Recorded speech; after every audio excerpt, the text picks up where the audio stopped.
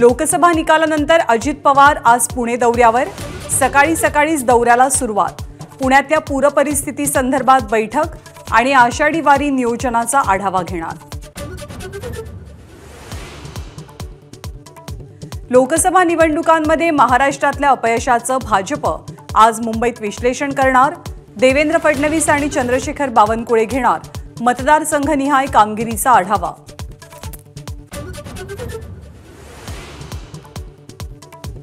शरद पवारांच्या प्रभावामुळे गेम पालटला। लोकसभा निवडणुकीत चांगलं यश। जयंत पाटील यांचं वक्तव्य। इस्लामपूरमध्ये जयंत पाटलांचं शानदार स्वागत।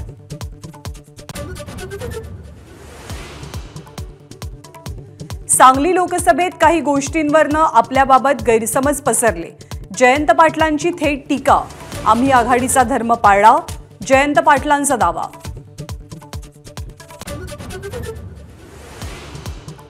भाजपची सुपारी गँग नसती तर महाविकास आघाडीच्या 38 जागा आल्या असत्या।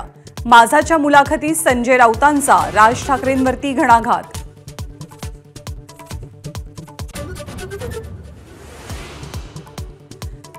जुलैच्या तिसऱ्या आठवड्यात अर्थसंकल्प सादर होण्याची शक्यता। निर्मला सीतारामन एनडीए सरकारचा अर्थसंकल्प मांडणार।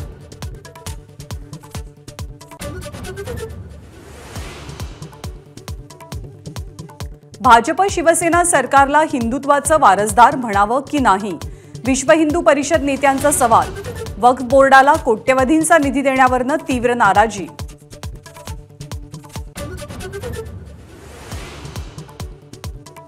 महिन्याभरात सगळ्या मागण्या मान्य झाल्या नाहीत तर राजकारणामध्ये उतरणार। मनोज जरांगेंचा सरकारला इशारा। सरकारच्या आश्वासनानंतर मनोज जरांगेंचं उपोषण स्थगित। भोसरी हिट अँड रन प्रकरणी पोलिसांनी गुन्हा का दाखल केला नाही याचं कारण समोर। आरोपी विनय नाईकरे पोलीस हवालदाराचा मुलगा असल्यानं प्रकरण दडपल्याचा आरोप। मुंबईत पावसाची विश्रांती 19 जूनपर्यंत। उन्हाचे चटके सहन करावे लागणार। पुढचे 5 दिवस पावसासाठी अनुकूल वातावरण नाही। भाजीपाल्याच्या दरात 40 ते 50% वाढ। आवक घटल्यामुळे भाज्या महागल्या।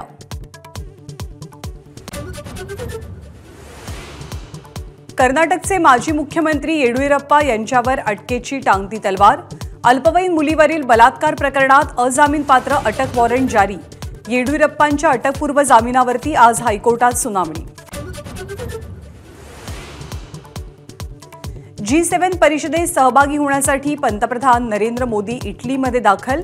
आज जागतिक नेत्यांसह द्विपक्षीय चर्चा करणार। आर्टिफिशियल इंटेलिजन्स, ऊर्जा आणि आफ्रिकेसंदर्भातल्या परिसंवादात मोदींचा सहभाग। रशियामध्ये नदीत बुडून मृत्युमुखी पडलेल्या विद्यार्थ्यांवर आज अंत्यसंस्कार। काल रात्री उशिरा तिघांचं पार्थिव मूळ गावी रवाना। भडगाव आणि अमळनेर इथे अंत्यसंस्कार। 45 भारतीयांचे मृतदेह घेऊन हवाई दलाचं विशेष विमान कुवेतवरनं कोच्चीत दाखल। मृतांमध्ये 23 जण केरळ, 7 जण तामिळनाडू तर 1 मृत व्यक्ती कर्नाटकातील। एबीपी माझा, उघडा डोळे बघा नीट।